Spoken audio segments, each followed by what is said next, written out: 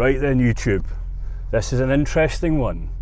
I'm a lucky boy and I've been invited to drive a subscriber's car. A gentleman's name is Neil.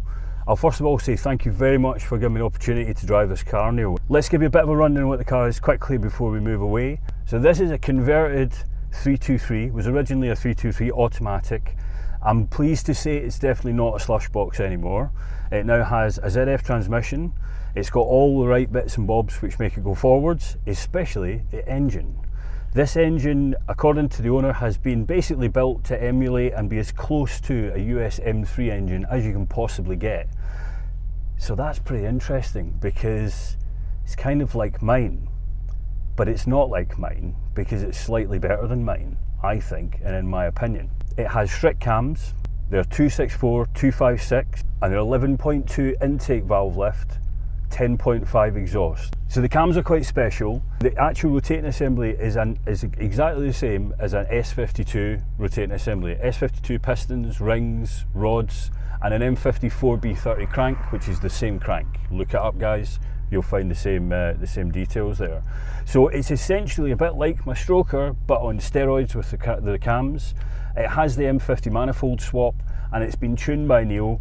And we've had a little blast already and it's good fun, let me tell you that much. We're going to go for a little drive down the road now. I'll do a little bit more talking to the camera. We'll give you an idea of what this car feels like and how it compares really with the M3 and with my stroker. So she pulls very, very smoothly through the rev range. And I would say in comparison to my stroker build, more details on this to come, it feels like it has a lot more grunt lowdown.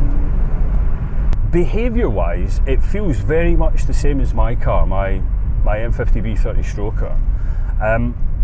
The noise of the M3 is something that is inherent to the exhaust and the way that the exhaust is tuned, I believe. You know, the headers, the way the pipes are built, and the way everything goes together. The rasp you get from the M3, you don't get from an M50 or an M52, partly because of the ITBs, partly because of the exhaust, I believe. This car feels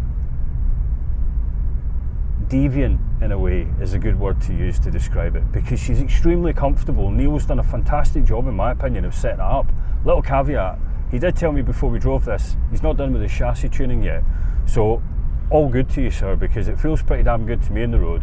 It's definitely a nice comfortable car to drive, but it feels well sprung and well balanced in the road and handles the power right well, which is the most important thing of all. Okay, so we're going to have a little pull here. This is second gear, 4,000 revs.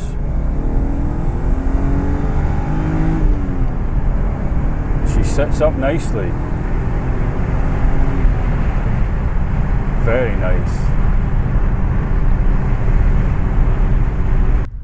Lovely box, I have to admit. No one ever really talks about the way the boxes feel different. Everyone always just goes, the Getrag's, you know, not as tough, and they're both basically the same. But they're very different boxes. Mine is way clunkier and way much harder to shift in, and you know, you have to really think about it a lot more. This is short shifter you've got in here, isn't it? It doesn't feel anything like as tough to shift as mine does, which is quite interesting, because I thought that maybe it was just the short shift in mine. Right then, you lot, so I'm parked back up now, and that's quite an interesting experience. Let's give you a brief rundown of the main differences that I can feel between this and my stroker build.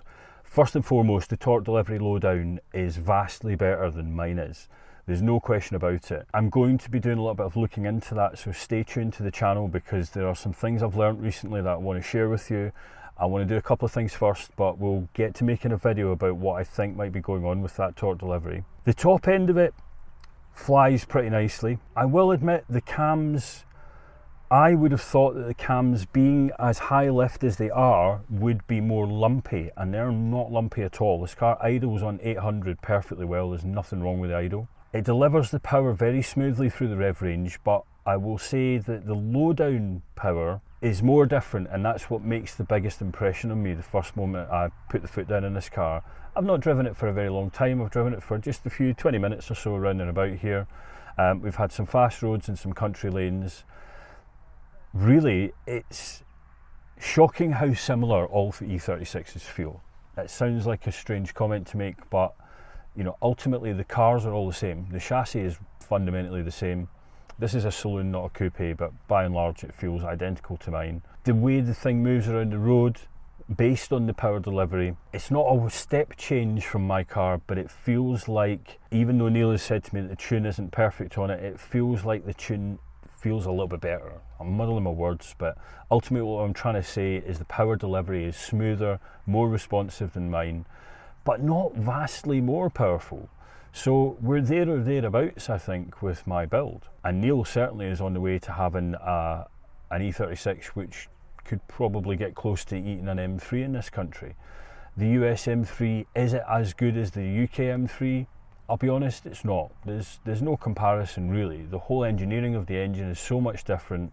The way the thing feels and sounds, that's the standard M3, UK one, it's almost like another car. You know, they're that step up. So the caveats that I would say here are, take away from this video, is no matter which way you skin the cat, building a 3 litre E36 will never quite be the same as buying an M3 and using the M3 engine, using the S50B30 or the S50B32.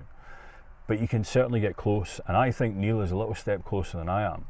Gives me food for thought, makes me do a little bit of thinking. There are some new interesting things coming up on the channel with regards to the E36. There's another chap here which I've been able to meet today, who I will introduce some stuff that he's given me. I feel very, very fortunate. I don't want to put his name on camera yet, he may not want it shared, but I will be in touch with him, and when I do a little video on something that the man has handed me, I'm very, very fortunate to have met this chap, and I'd like to say a little shout out to the channel. Keep watching here. There are some interesting things coming for the E36 Stroker. For now, I'm going to wrap this up by just saying it was a really enjoyable time. I'm really, really grateful to Neil for letting me drive his car. I would like to drive this thing again once he's fully tuned it, but for now, this has been a great little drive. Thank you very much for letting me have a go in the car, Neil. Let's move forwards with the old Stroker build. Let's see what we can get to. See if I can catch Neil and get that torque delivery a little bit further up the pitch, because he's a little step ahead. So for now, thanks very much for watching, guys. I hope you enjoyed this slightly different video from the Paymo channel. Maybe we'll do some more of these in the future, maybe not. Thanks for now, guys. Paymo out.